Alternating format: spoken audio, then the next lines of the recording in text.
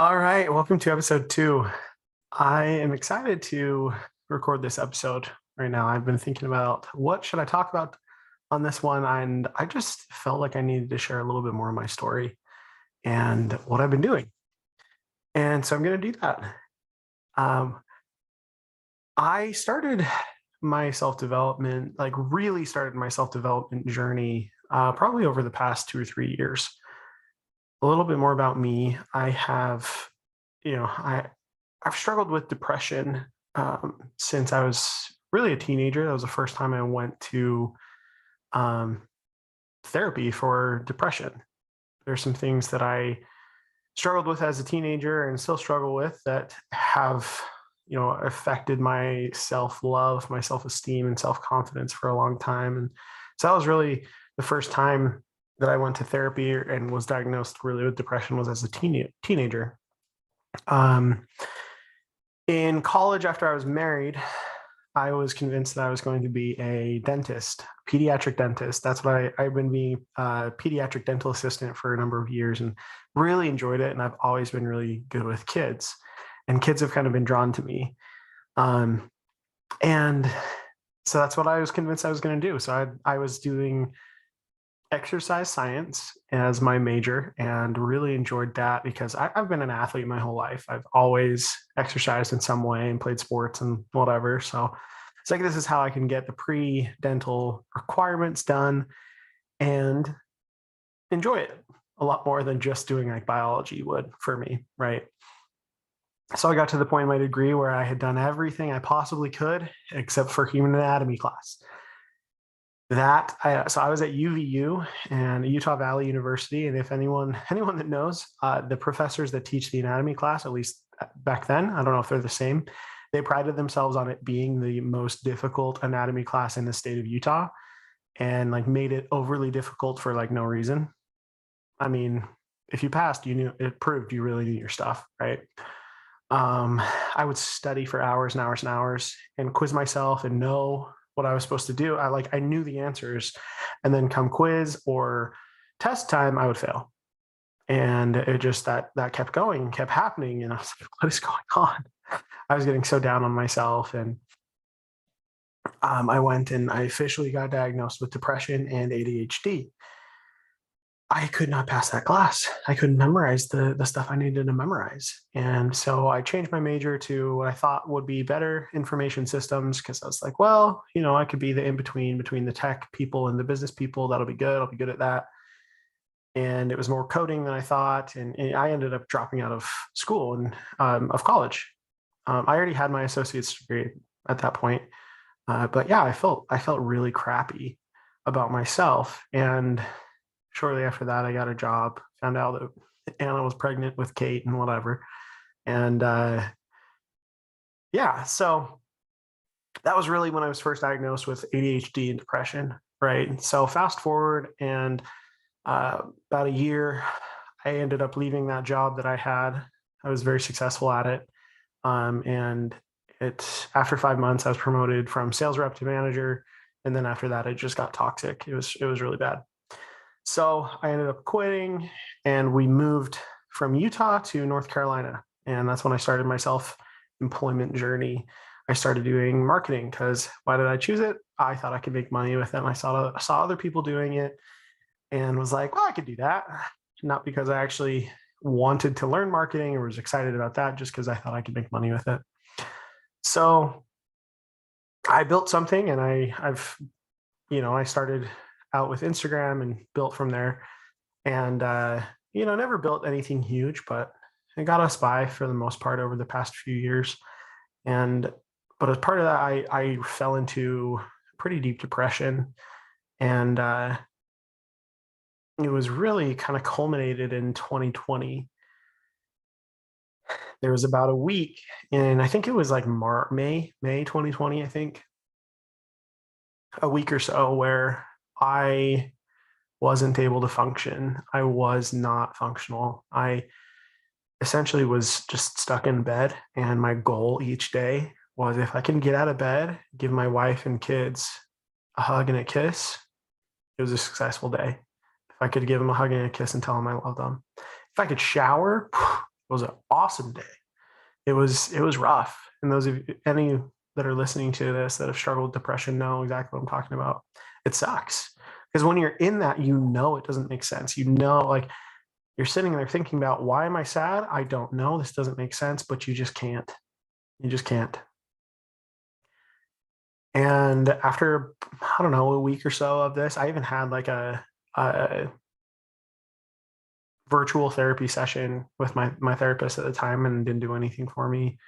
Um, I had kind of been on and off medication for a little bit, and I didn't like how I felt on medication and stuff. So at this point, I messaged one of my family members that had talked about how she had I'd seen her journey with depression and being diagnosed with depression, being put on medication, and like, oh, this is how people normally feel. And then a little bit like a year or so later, talking about how she was off medication and it healed her depression. So I messaged her. I was like, what's going on? Like, how I need help. I can't do this. I don't want to be, this isn't my life. I can't have this be my life anymore. So I went and met with her. Me and Anna did, my wife.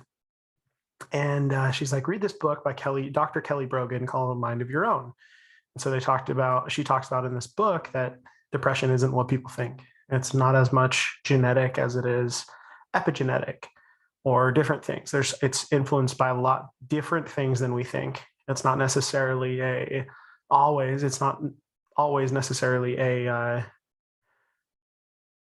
chemical imbalance in the brain, right? That's not exactly always how it is for people. And so it just opened me to these different possibilities and understandings of what depression actually was. So she's a master NLP and hypnosis trainer, and she was doing a hypnosis training. So she invited me to do that. And so I went and did that. And I volunteered for as the guinea pig for everything, all the demonstrations, everything. And she talked throughout it. I think it was a combination of the hypnosis and how the language she used, probably the NLP side of that we are at cause for our life. Our life is a result of the choices that we have made, right? And those kind of things combined with the book, combined with hypnosis, just helped me to get out of what I was stuck in. Really helped me to kind of back. I can function again. And so hypnosis really worked wonders for me there. And so I actually went on, and I'm now a certified hypnotherapist, right? And I definitely believe that it works and can be extremely, extremely effective. The thing is, you have to believe that it works as well, or it won't. There's a lot of things about hypnosis that a lot of misconceptions, we'll say, about hypnosis and hypnotherapy. There's no part of it do you ever lose control of yourself. That's not a thing. But yeah, neither here nor there. As far as my journey. So after that, I started feeling a lot better about myself. And end of the year, I started working with a company and there was this person that saw me for the brilliant, and validated a lot of my experience and saw that I knew a lot of things and that I was really smart and could do a lot. And it felt awesome because I hadn't had that ever, really. I knew that I could do a lot of things and I knew that I had a lot of knowledge, but I hadn't found anyone that actually believed in me in that way. So I ended up joining and working for this person and joining their business. And because of the validation I received from this person and the love that I felt, I probably ignored some red flags. But I ended up moving to a different state, and got close to him and the other people that I worked with, and it ended up not working out. And towards the end of it, I fell into depression again. And it was really hard. And we moved back to North Carolina from that other state in November of 2021, right? Yeah, of 2021. So at the end of 2021, I decided I was going to do a program from Nick Peterson, Dan Nicholson, and Randy Massengale called the CCA program. Stands for Certainty Certified Advisors. Now, this is basically teaching their methodology, Dan's methodology, along with some of the things that Nick teaches and that Randy Massengale teaches. If you want to know their credentials, they're like Dan and Randy, super credentialed at the wazoo. Like Randy Massengale was a senior advisor for Bill Gates in the 90s when Bill Gates was building Microsoft. Like Randy is, he knows his stuff and he's an awesome human. Dan Nicholson is basically a human computer when it comes to numbers and stuff. He's one of the top CPAs ever to take the CPA exam. He helped write Microsoft accounting standard, like tax accounting standard. And now he's doing some amazing things. He's a USA Today bestselling author, I think a couple other ones. But yeah, he has an awesome book called Rigging the Game. If you want to read about that, it kind of introduces some of the things that I have been certified in. Well, I haven't graduated yet. I have to do my graduation presentation at one of the in-person events, and so that'll happen soon, hopefully. But at the beginning of 2022 is when that program started. And so I started that program, and a big part of it was Randy Massengale's piece where he talked about playing your game and the importance of that. And I just started to do a lot of reflection and thought about what my game is. How do I show up best? How have I shown up best in my past? As a child, what was I like? How did I show up in the world? How did I live? And those kind of things.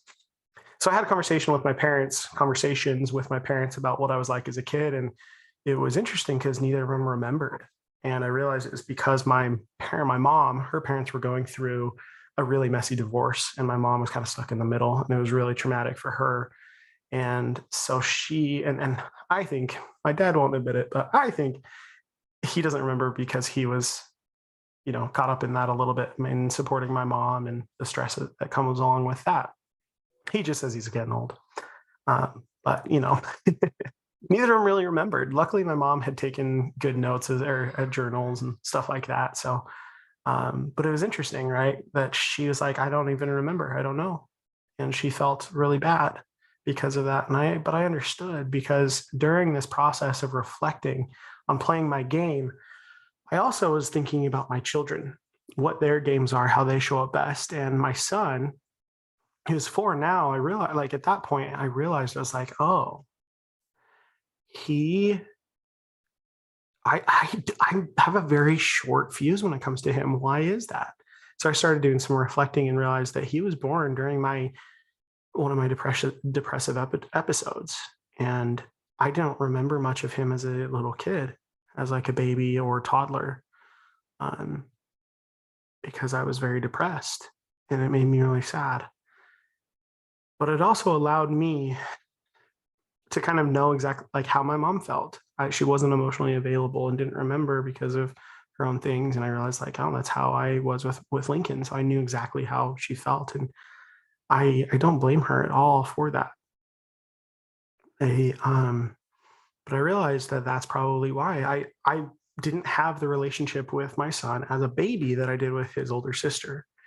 And so I started to really focus on making sure I was more patient with him, but also seeing his strengths for who they are. Because a lot of times the things that are his strengths are the things that bothered me so much, because it's this combination that's just infuriating as a parent, right? He's extremely smart, extremely active, extremely curious, and extremely independent, all of those things.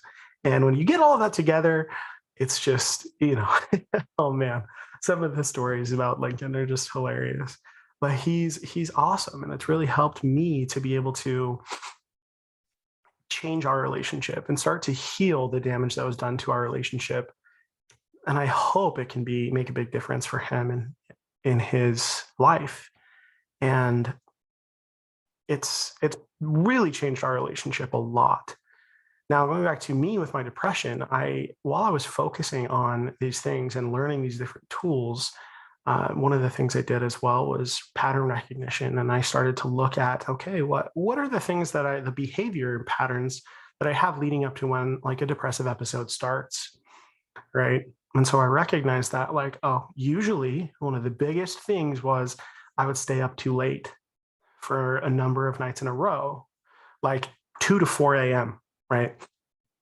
And that was either because I got into like a flow in work where I just lost track of time. And then I was like, oh crap, it's 3 a.m.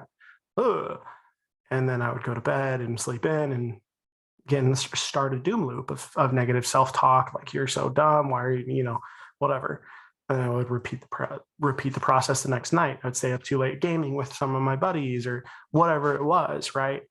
And I realized that was one of the patterns. I would do that for 3-4 nights in a row, and then I would start to fall into a doom loop, as one of my mentors calls it. And I really like that. It just makes sense. So doom loop is when you start to have that negative self-talk, like, and especially those with depression know it's just this spiral of like, you do something that you shouldn't, you start to just talk negatively to yourself, which causes you to repeat that behavior, causes you to think even more about how bad and how dumb you are, whatever. And it doesn't help. And it's this, again, doom loop. And so I realized that that's what was happening a lot of the time at the beginning of some of these depressive episodes.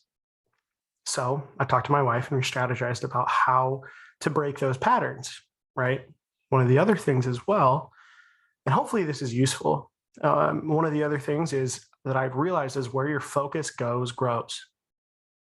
I had been focusing about so much lack in my life, and that's all that I was thinking about, right? And so as I started to shift my focus to what I had and what I was grateful for, my attitude about my life and those that were in it changed a lot. I became a lot more full of love. And as I shifted more towards gratitude to Christ and my heavenly parents and stuff as well, like it just was a huge shift for me, right? One of the other things was journaling. I've never been super consistent with journaling, but just being able to write. And I actually got a tablet. It's called a Supernote. I prefer writing on that to pen and paper. Like it just feels better. Part of that is because I have a hand injury that makes my muscle in my thumb cramp up really quick writing with a pen and paper, and I don't cramp up on this other thing. Yeah, there's just a number of different tools that I've learned in this toolbox that I've built over the years that have helped me. And now today, I don't really struggle with the depression and stuff anymore. And it still kind of sometimes sneaks in a little bit. I have the tools to be able to nip it right in the bud. And that's probably been one of the most important things that I've learned and developed over these past couple of years, is a toolbox to be able to identify, change my behavior, but also to recover from when bad things happen, or a lot quicker, and recover those resources. Usually, if I would have that pattern that I was talking about, it would just kind of spin me out for at least a couple of days. Somewhat recently, I had that happen, and it spun me out for a night. And then I was able to the next day be good to go because of the tools that I have developed. Again, it's been a process, but I feel like it's an important thing to discuss and to get out there. Is depression isn't necessarily what people make it out to be. That's not necessarily something that's out of your control.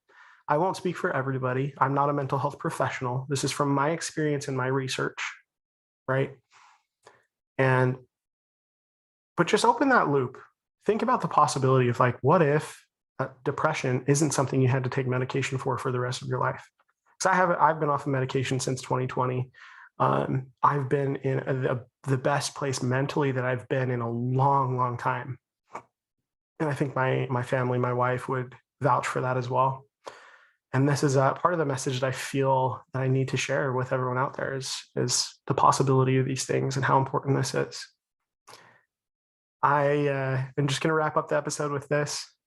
I hope that if any of this resonates with you, please reach out if you're struggling with mental health or anything like that, especially depression or whatever it may be. Reach out if you need support. Please reach out. I'll see you on the next episode.